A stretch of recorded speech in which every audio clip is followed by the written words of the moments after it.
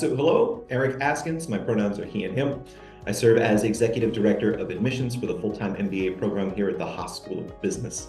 I've been here going on 6 years, and I've had a wonderful opportunity to continue to connect with amazing MBA candidates throughout this experience. My background itself comes from several years in industry and finance, and then several years in higher education and a number of other institutions before coming to here.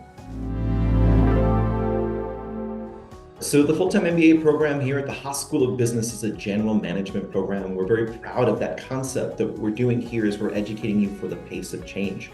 The underpinning here is to build leadership skills and abilities so that you can pivot into any of the careers that you want to move into. It also gives you the flexibility to move between careers.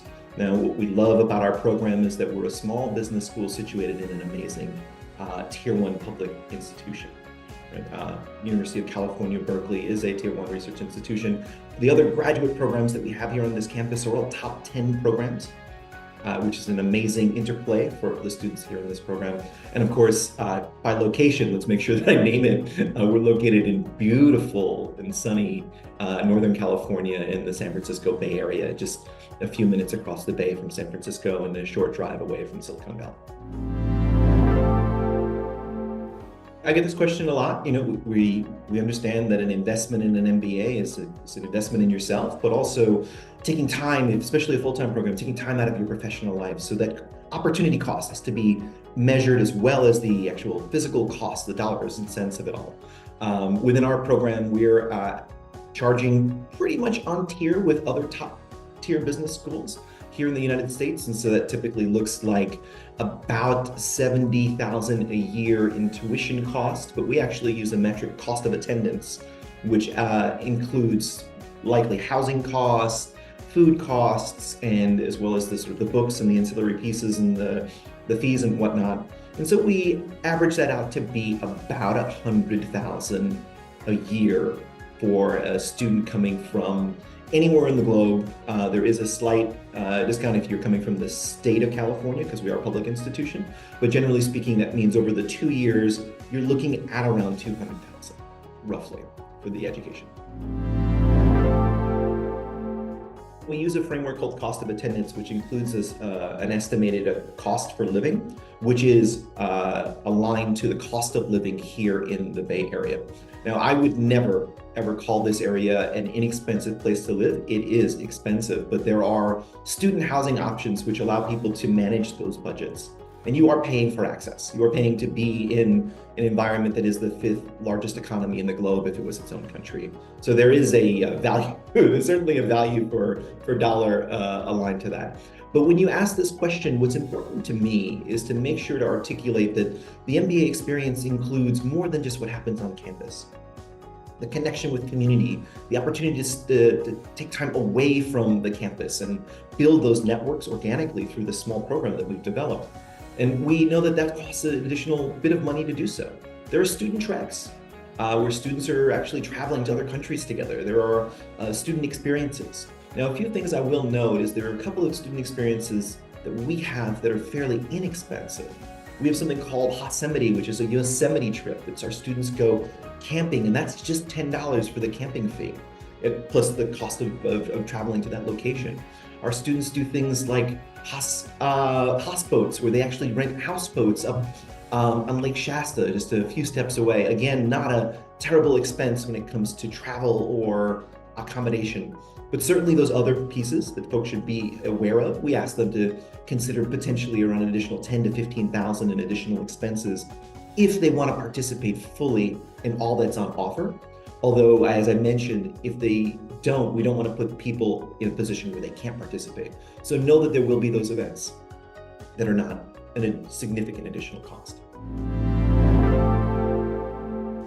So when it comes to who's funding our students and how they're participating in our program, a couple different factors. Now, the first is we do have students who are sponsored by their employers, and there's a significant number of them that are part of our community here.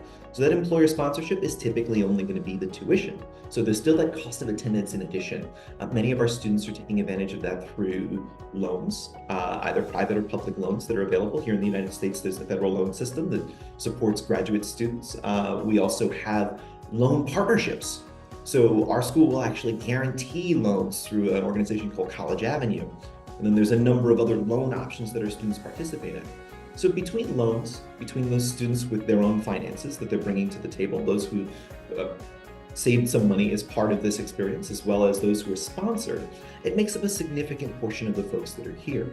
Now, I will add in this category that we do offer a ton of support in the terms of financial aid. And this could be need-based aid based on your financial condition at the time you apply.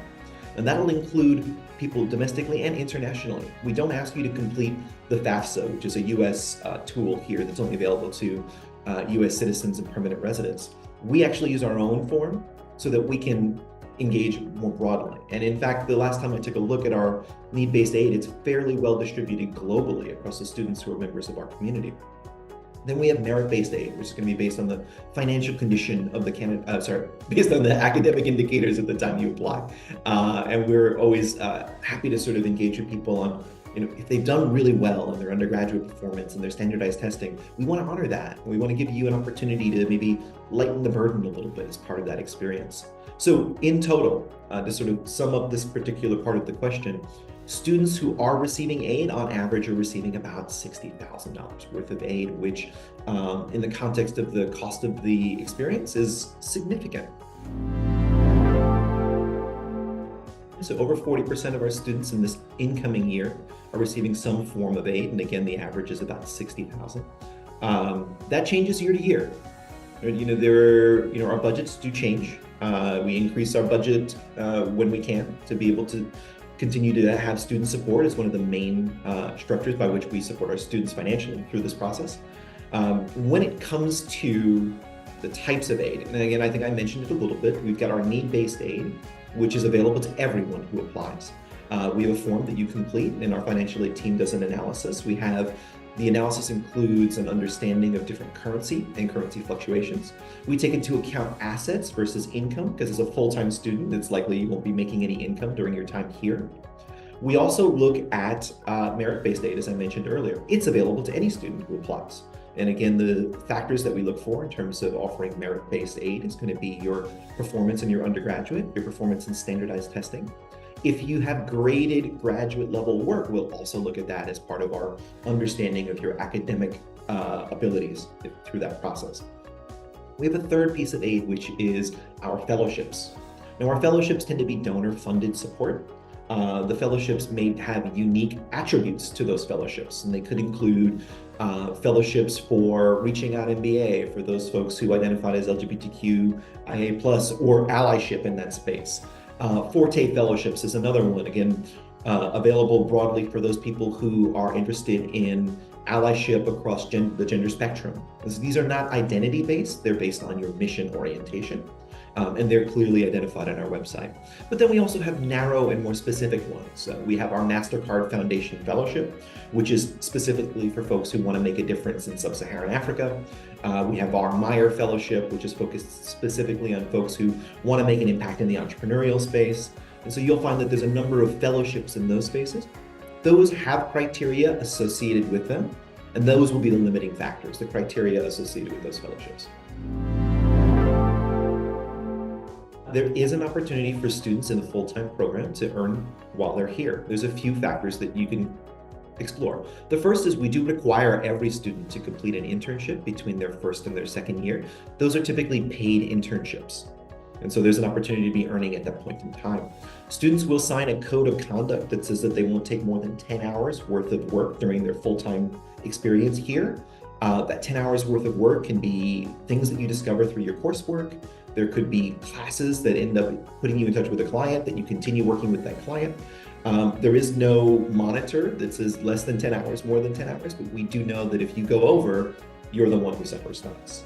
You have less opportunity to maximize the experience. And then lastly, we have graduate student instructorships. So students who do have an area of expertise and want to participate in educating our undergraduate population, they have an opportunity to sign up. This is similar to a teacher's assistant role, where students will help faculty deliver coursework. And since we have a broad undergraduate population here, there's plenty of opportunity for our students to participate as a graduate student instructor. That graduate student instructorship does two things. It reduces your overall cost of tuition, and it gives you a living stipend as well of about $6,000 per semester. So we actually have some data directly to your point. So let's talk broadly about return on investment. And let's talk specifically about loan repayment as sort of separate pieces. So we'll start with loan repayment. When it comes to loan repayment, we actually collect data. It's a requirement for our sort of the federal loans that come through our system to be able to collect repayment data on those federal loans. And so we do have that. And our average loan repayment window is about 3 years for students who take out loans. But let's go one step further and also talk about the students who are not in that average category, because not everyone will be. We also have something called Loan Repayment Assistance Program, or LRAP.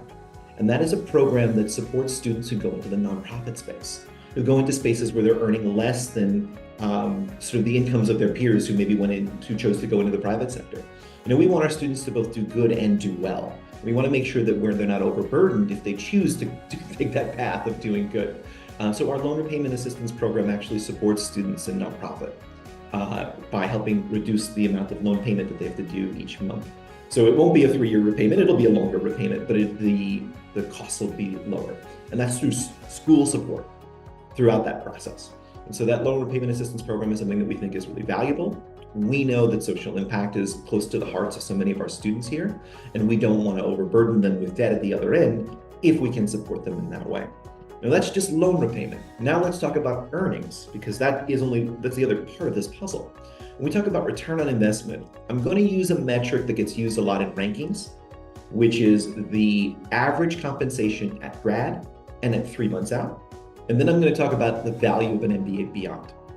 When it comes to average compensation, you know, that data is on our website. I think it's about 168,000 right now, which puts us in the top 10 of programs in terms of return on investment from a at grad point of view.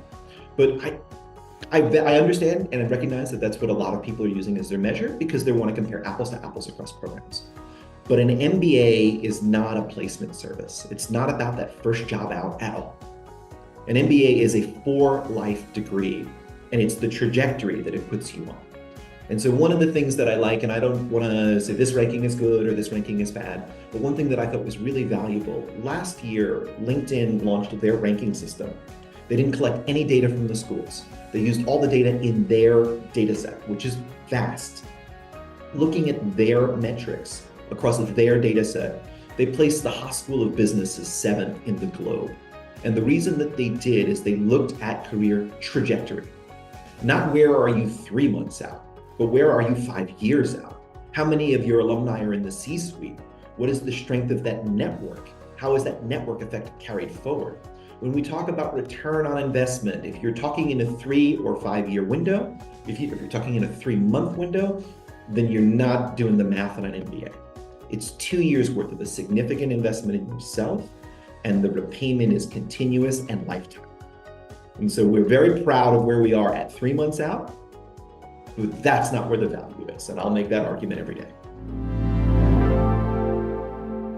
When you're building out your funding plan, and I think that this is incredibly important, understand that if you can secure scholarship dollars, whether in the form of need-based aid or merit aid, that should be a bonus in your plan, not an essential linchpin part of your plan.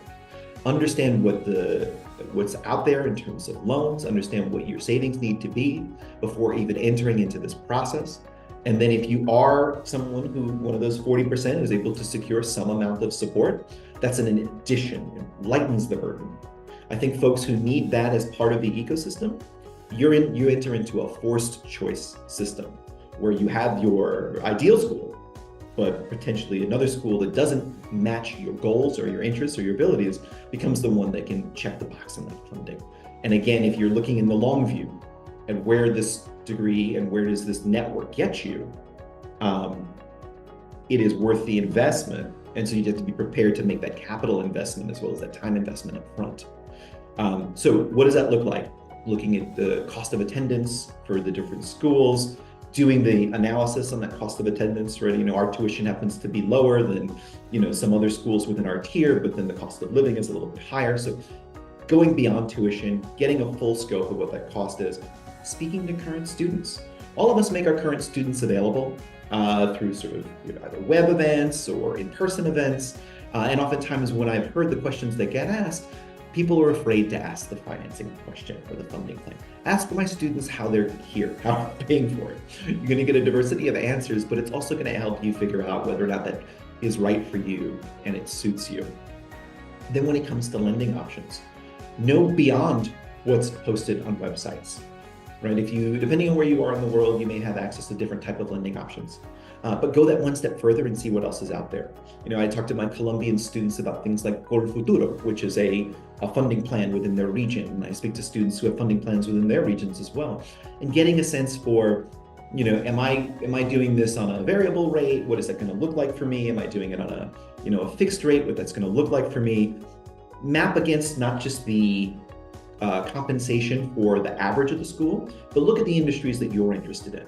All of the schools that participate in MBACSEA, which is an organization for employment reporting, put out the same standard report. So once again, you can compare apples to apples across multiple business schools, look at the employment reports for the industries or the job functions you're interested in, get a sense of what that outcome might look like, and begin to sort of offset what the costs might be. And then lastly, beyond what we have on offer on our website, what you might find elsewhere, there are other things that students do to fund their MBAs. There's several consortiums of students that have come together to negotiate best rates. Juno is one of them, but they're not the only one. I would encourage you to look into those as well. Preparation for funding is key because you do not want that financial stress as part of your experience. An MBA is three things. It's skills gain and knowledge building. It is career prep and defining yourself for future career opportunities. And it's that networking and connection to a community that you will have for life. And if you add on top of those three things, economic stress and those other factors, you're going to not be able to fully take advantage of the circumstance in front of you.